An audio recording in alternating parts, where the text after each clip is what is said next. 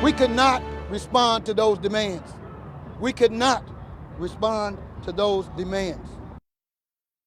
New at 6, new information about why Tulsa's Remember and Rise event was canceled. Race Massacre Commission Chair State Senator Kevin Matthews holding a news conference late this afternoon to explain why he says that the Race Massacre commemoration event was called off at the last minute. Joining us live now with those details is 2 News reporter Jeanette Quesada. Jeanette?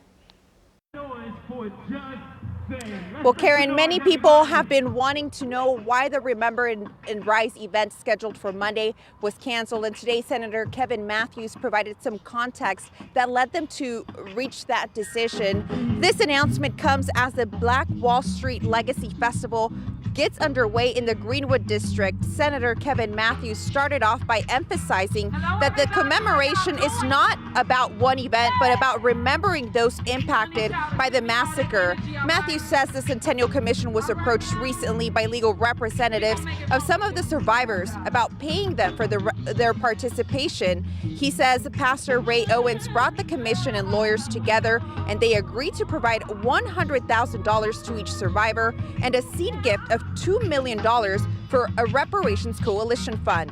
He thought they had reached an agreement and the money was raised, but says the next day the lawyers came back and increased that amount to $1 million for each survivor and $50 million in seed funding. He says that they could not respond to those demands, but that he agrees that the survivors and descendants should be financially and emotionally supported. He still believes they will be supported by this weekend's events.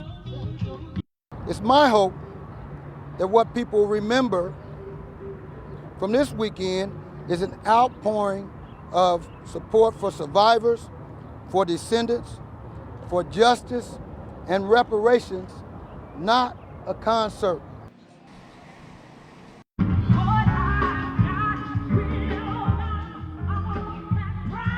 Now, Stacey Abrams and John Legend were initially scheduled to headline the Remember and Rise event. Now, we have reached out to them, but we have not yet heard any comment as to why they are not going to be participating in that event. And again, the Centennial Commission says that they do hope to reschedule the events for sometime later on this year. Live in Greenwood, Jeanette Quesada, 2 News. And just within the last 20 minutes, a response from the lawyer representing the survivors. In a statement, attorney Demario Solomon Simmons said there was never a non-negotiable demand for a $50 million. The non-negotiable issues were that the fund would provide direct financial support to survivors and descendants, and that the fund would be administered by descendants and community members, and the fund be held in a black bank. We'll have the complete statement for you in our app and online at KJRH.com.